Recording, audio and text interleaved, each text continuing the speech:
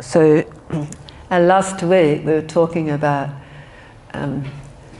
there's a great saintly person as a child, Prahlad Maharaj. Well, he was Prahlad when he was young. Maharaj means king. He became a king later. And he had a really heavy-duty, incredibly powerful and very demoniac, cruel and mean father. And his father was, like relationships in this world, there's a sort of like an epitome of how relationships can go in this world.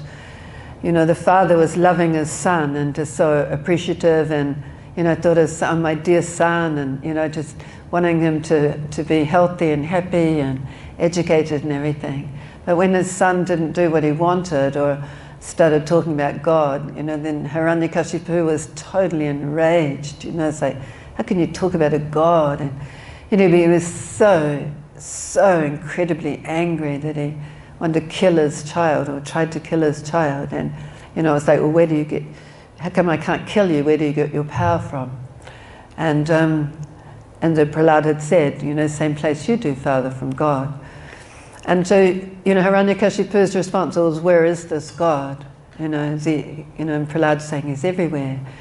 And so, in our daily life, our hearts are very soft and they're fragile. We've been hurt, not only in this life, but in other lives also.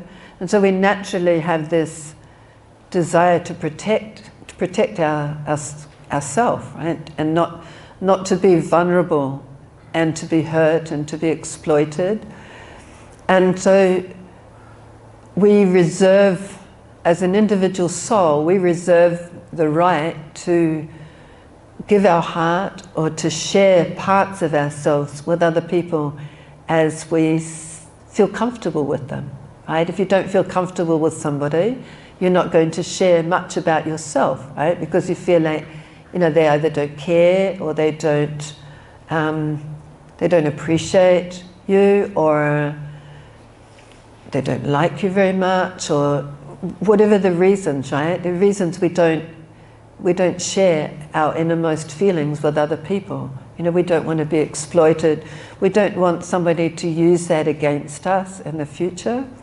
And so if we, a tiny spirit soul on this planet, if we can reserve the right to be who we share ourselves with, then we should appreciate that basically we get that from God. And He can reserve the right, and does reserve the right, to share Himself or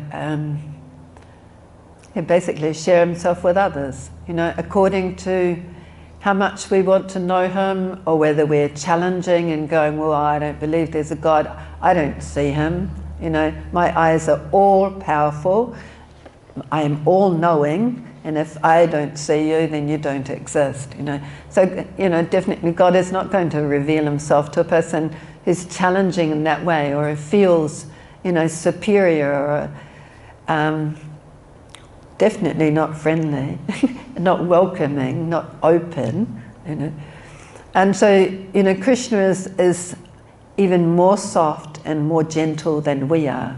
Right? We might feel like, we've got a soft heart, but Krishna is softer than us. And He knows, He's right there in the core of our heart. He knows us more than we know ourselves. He knows our desires, He knows our motives, He knows everything about us. And so if He feels in any kind of feeling that, we're not interested in Him, or we're not sure if He exists, or we just don't want to know if He does, or anything, we're just not interested, then He's not going to show Himself. He's not going to reveal Himself, because, we're not going to be fun to be around for Him. Do you know what I mean? Just like, if you go somewhere and the people around you, they don't, we've probably all been in situations where you don't feel comfortable, right? It's kind of like, I feel like I'd like to leave right now because, we've all been in situations where we feel awfully uncomfortable, like Krishna's not going to be in that situation. He's not going to want to be around us if we're not opening our heart and inviting him in, you know. Like, I know someone, when I was growing up, that one time her sister came to visit, and she lived a couple of hours away. And, you know, when I was growing up, a couple of hours was a long way. That was a long drive. That was a really big deal thing, to go to another city, right? And this person, you know, came knocking on the door, came to visit, and his sister opened the door, and it's like, oh, it's you, and walked off, right? And do you imagine how you'd feel, right? I mean, each one of us would go, ooh, that, you know, ouch, that doesn't feel nice, right? So God is like, you know, he's soft, right? If we're not welcoming, if we don't welcome him into our hearts, if we're not saying, you know, like, okay, I don't know you, I don't see you, I'm not really sure if you exist, you know, whatever our particular thing may be, just be honest, and be honest, and you know, pray, basically. You know, I don't know if you're there. If you are, please help me to know you. You know, I'm away from you, and being away from you, I have this emptiness inside, and I keep trying to fill it up with things in this world and relationships. And the relationships just inevitably, they don't work all that well. Some do. Some people are really fortunate and have great relationships, but a lot of people go through a lot of pain with relationships, right? And then you know, even more so, this childhood trauma that Prahlad could have gone through if he wasn't a great saintly person, was, you know, his father just wanting to kill him. I mean, that's heavy duty stuff, right?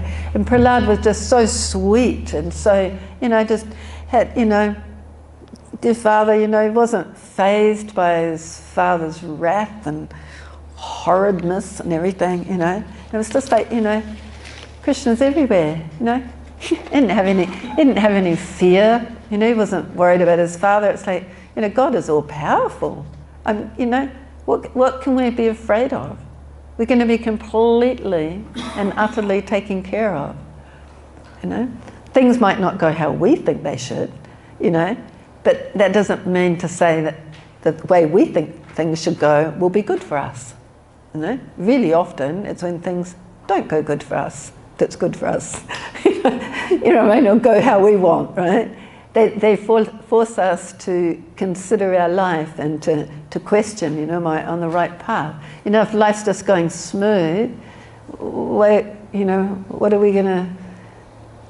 You just cruise, and then suddenly, you know, death comes along at whatever age it might be, and it's like, bam, oh, whoops, I didn't learn what I was supposed to learn, and here we go again, you know, back in the material world, and go through the whole thing all over again, you know, and trying to find people to love and to give your heart to, and, you know, you give your heart, and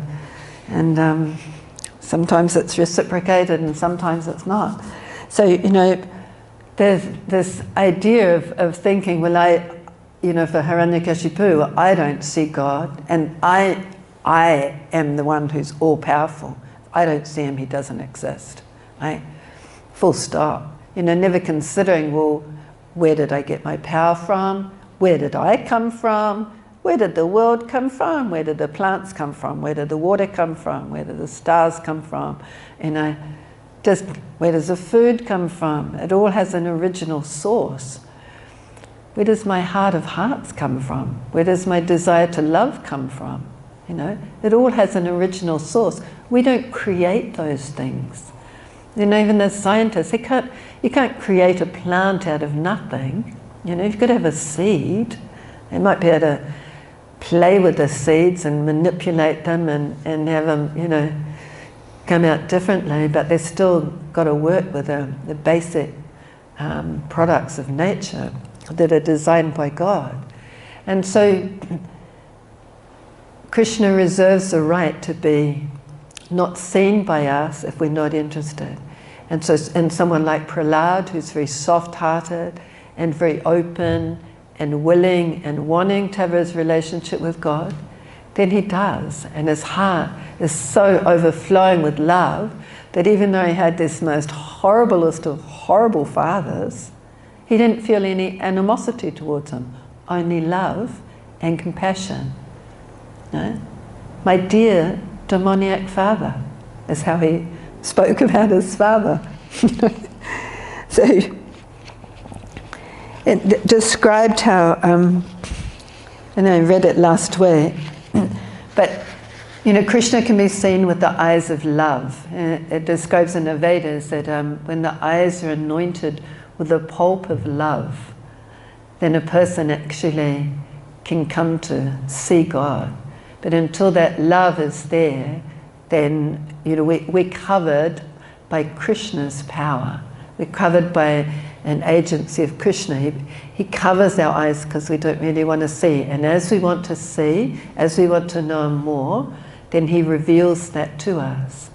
And so Krishna arranges this process of meditation whereby our hearts and minds can become more purified. They can become freed of all those layers of conditioning that's making us think, I am more important, what I want is important, that I am this body and this is my home, all these layers of conditioning. Krishna cleanses that away by the power of these mantras, and so that natural love that's within our heart for God and for others will manifest. So sometimes Krishna has been described as being an ocean of love. And that ocean of love of Krishna is in our heart, because Krishna is there in our heart. He's there in our heart along with us. And we're part of Krishna. So we have some of that ocean of love also. But in a situation like someone as heavy duty as Hiranyakashipu, that love is so covered that it's called lust. And lust is, I want something for myself, and when I don't get it, I wanted an obedient child and I don't get it, so I'm going to kill him. That's called lust. It's not love, right? That's not love. Even though his father was, 5 minutes before thinking, oh, I love you, my son, and then, as soon as he finds out you're saying something different than what I like, I'll kill it. That's kind of like the nature of this world. So we want our natural love for Krishna, our natural love for the Supreme Person who is an ocean of love. We want that to blossom more and more. Our hearts will be completely at peace. We'll feel complete contentment in the core of our heart, because we'll be in our natural condition, and our natural condition of love. That's the natural condition of the soul, is to be loving and to be caring and to be compassionate. So loving God, Krishna, and loving all living beings. That is the goal of life, to come to that platform. That is what this human form of life offers us, that opportunity. So as much as we possibly can, we should take it while we have it. We don't know how long we have in this world.